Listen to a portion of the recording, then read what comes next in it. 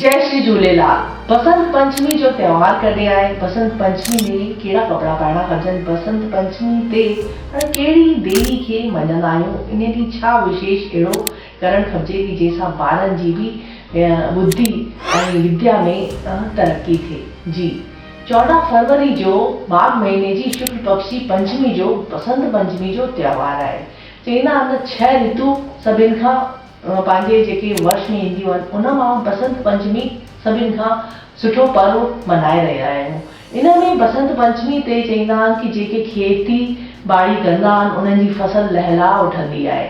इन ॾींहुं जेकी पंहिंजी ज्ञान ऐं विद्या जी जेकी देवी आहे माता सरस्वती जो जन्मोत्सव ऐं जन्म ॾींहुं पाण मल्हाईंदा आहियूं। इन ॾींहुं पाण पीला ऐं कई बार अच्छा कपिड़ा पाईंदा आहियूं ऐं जेकी पूजा पाठ कंदा आहियूं इन में पीली शयुनि खे पाण रखंदा आहियूं छोकी माता सरस्वती खे पीलो रंग तमामु ई वधीक। ॿारनि खे बि कुझु यादि न थींदो हुजे त माता सरस्वती जा जेके मंत्र आहिनि उन जा जाप कंदासीं त उन सां बि ॿारनि खे पढ़ाई यादि रहंदी आहे। ऐं ॿियो हिन जा सरस्वती कवच ऐं पूजा पाठ ऐं चालीहो माण्हू पढ़ंदा आहिनि त इन सां बि पंहिंजी विद्या जेकी ज्ञान जी बुद्धि जी देवी आहे ॿारनि खे तमामु ई जल्द यादि थी वेंदो आहे। पूजा में भी पाण हिन में अक्षत, पीला लड्डू, पीला फूल, गेंदे जा फूल ऐं ही सभु रखी करे पाण मां सरस्वती खे पूजंदा आहियूं। ऐं ॿियो पौराणिक कथाउनि में ॿुधायो थो वञे कि ब्रह्मा जी सृष्टि जी रचना कई हुई त ब्रह्मा जी भॻवान विष्णु वटि विया ऐं चयईं कि धरती ते वञो भ्रमण करे अचो। तो ब्रह्मा जी धरती ते भ्रमण करणु विया त ॾिठनि कि का बि हिकु वाणी कान्हे, आवाज़ कान्हे, एतिरी शांती लॻी पई आहे त इहा ॻाल्हि उन्हनि खे सम्झ न आई त उन पंहिंजे कर्मंडनि मां छा कयनि, थोरो जल चारो तरफ़ छटकियनि।